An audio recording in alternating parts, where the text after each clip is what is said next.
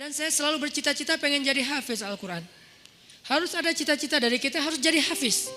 Sedikit bicara tentang bab hafal Quran buat kita yang gak mondok nih. Kalau teman-teman pengen jadi hafiz, targetnya jangan setahun atau 6 bulan hafal. Itu jadi putus asa nanti. Memang motivasinya ada orang yang 3 bulan hafiz, 6 bulan hafiz, setahun hafiz. Tapi kan dia mondok, 24 jam menghafal Quran. Kita kan banyak kesibukan yang lain, yang lebih realistis. Berapa?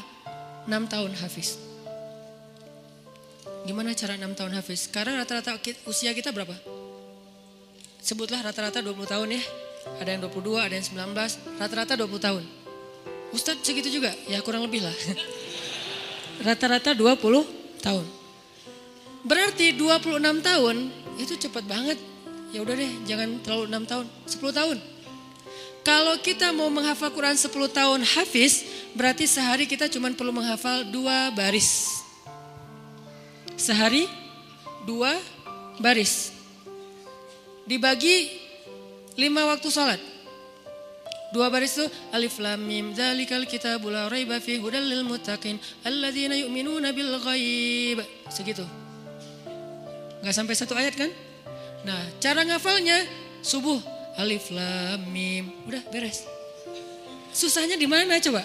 Subuh teman alif, zuhur dzalikal kitabul la raiba fihi. Asar hudal lil muttaqin. Maghrib alladzina yu'minun. Isya bil ghaib. Selesai.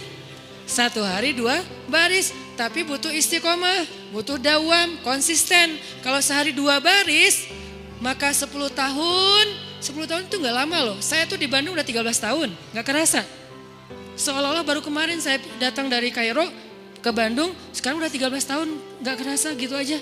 Tiba-tiba udah 13 tahun, berarti kalau saya ngafal sehari 2 baris, sekarang udah 3 tahun yang lalu udah selesai tuh. Berarti semua kita bisa jadi hafiz sebetulnya kalau udah lancar tahsinnya. Sehingga kita meninggal berstatus hafiz.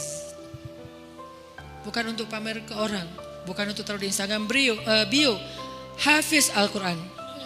Itu mah bebas lah, terserah niat ya. Saya kan gak mau menjudge kan, ada orang yang menaruh gitu supaya jadi syiar.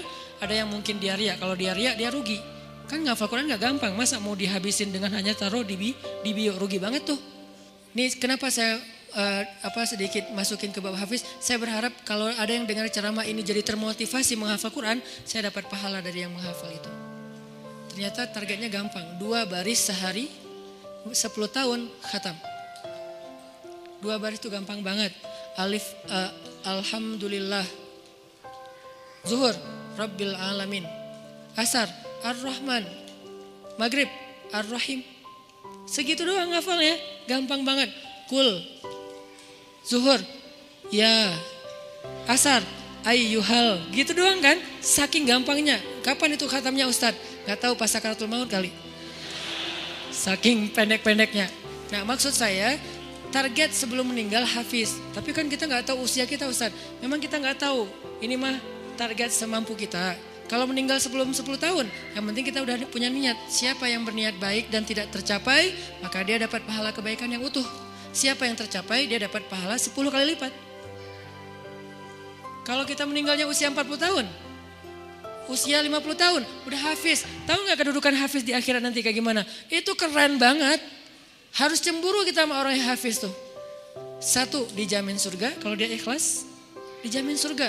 Kita tuh bukan golongan sahabat. Saya kemarin pas datang ke kuburan Uhud ya, namanya Jannatul Uhud, surga Uhud. Kenapa? Karena di situ dimakamin 10.000 ahli surga.